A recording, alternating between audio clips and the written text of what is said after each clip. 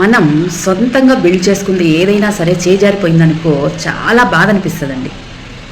ఎంత బాధ అనిపిస్తుందంటే, నాది ఛానల్ సిరి ఇంటి హరివిల్లు అని ఒక ఛానల్ ఉన్నిందండి. 3 ఇయర్స్ కష్టపడ్డాండి ఛానల్ కోసం నేను. అంటే వీడియోస్ వేస్తున్నా బట్ మానిటైజేషన్ అనేది ఒక 2-3 మంత్స్ ముందే అయ్యింది.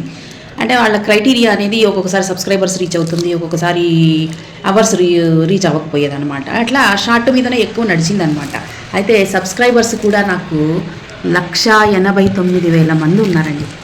మానిటైజేషన్ అయ్యింది. బట్ లాస్ట్ మంత్ ఏం జరిగిందంటే కాపీరైట్ స్ట్రైక్స్ వచ్చినాయండి.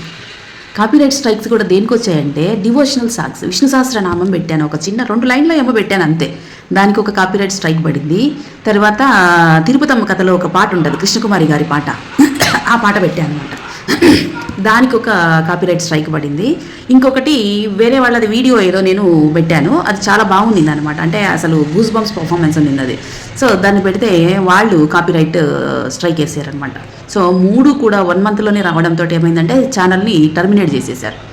ఇక్కడ నాకు అర్థం కాని విషయం ఏమిటంటే, ఇప్పుడు నేను ఏదైనా సాంగ్ యూజ్ చేసుకుంటే ఆ ఇన్కమ్ ఏదైతే ఉందో అది మీకే వస్తుంది కదా. సో నేను మిమ్మల్ని మీరు పెట్టారు, పబ్లిక్లో పెట్టారు. అండ్ గూస్ బంప్స్ పర్ఫార్మెన్స్ అని ఏదైతే పెట్టానో వాళ్ళది డ్యాన్స్ మాత్రమే, సాంగ్ మళ్ళీ వేరే వాళ్ళదే ఉంచుకున్నారు వాళ్ళు. విష్ణు సహస్రనామం దేవుడి పాటలకు కూడా మీరు స్ట్రైక్స్ వేస్తుంటే ఎట్లాగండి అసలు? అంటే వినడం వరకే మన పని అనమాట. సో వేరే వాళ్ళ సొత్తును మీరు దొంగతనం చేస్తారా అని అడుగుతారేమో. మరి అంత ఘనమైన గాత్రం అందరికీ ఉండదు కదండి. అలా పాడాలంటే రావాలి కదా. ఎంత బాధ అనిపించిందంటే, అసలు ఎంత కష్టపడి ఉంటానంటే దానికోసం నేను ఆ సామెతల కోసం పెద్ద బాలశిక్ష తెప్పించుకొని దాన్ని చదివి దాంట్లో ఉన్నవన్నీ ఒక చోట ఏర్చి కూర్చి అసలు సామెతల మీదనే నడిచింది నా ఛానల్ 1 ఇయర్ అంతా కూడా. రెస్పాన్స్ కూడా బాగుండిందండి. అదే ఒక సామెత ఉంటుంది కదా, ఆకలేస్తే అన్నం పెట్టకు, అన్నం వండుకుంటే విధానం నేర్పు అని. సో నాకు అది నేర్పింది అనమాట. ఇప్పుడు ఛానల్ పోయినా కూడా ఓకే, కొన్ని రోజులు అయితే చాలా బాధపడ్డా నేను. బట్ ఇప్పుడు ఓకే, ఏముంది, మళ్ళీ ఛానల్ స్టార్ట్ చేస్తే అయిపోతుంది కదా. ఛానల్ ఎందుకు స్టార్ట్ చేస్తామంటే కాసేపు ఉన్న టైంని మనం యూటిలైజ్ చేసుకోవడానికి. ఇది మనకి ఇష్టమైన పని. దీంట్లో ఒకరి ప్రమేయం కానీ ఒకరి జోక్యం కానీ ఏది ఉండదన్నమాట. సో మనకు నచ్చినట్టుగా మనకు నచ్చిన ఐడియాలజీస్ని మనం దీంట్లో ప్రజెంట్ చేసుకోవచ్చు.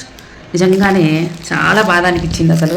సిరి ఇంటి హరివిల్లు ఛానల్ టర్మినేట్ అయితే చూద్దాం, వెయిట్ అండ్ సీ. నాకు దేవుడి మీద చాలా నమ్మకం ఉంటుందండి. నా ఛానల్ మళ్ళీ నాకు వెనక్కి వస్తుందనే నమ్మకం నాకు ఉంది. వెయిట్ అండ్ సీ ఏం జరుగుతుందో చూద్దాం. సో ప్రస్తుతానికైతే నేను మళ్ళీ ఛానల్ ఓపెన్ చేశాను, శ్రీవల్లి ఇంటి హరివిల్లు అని ఓపెన్ చేశాను అనమాట. సో మీరందరూ ఆదరిస్తారని కోరుకుంటూ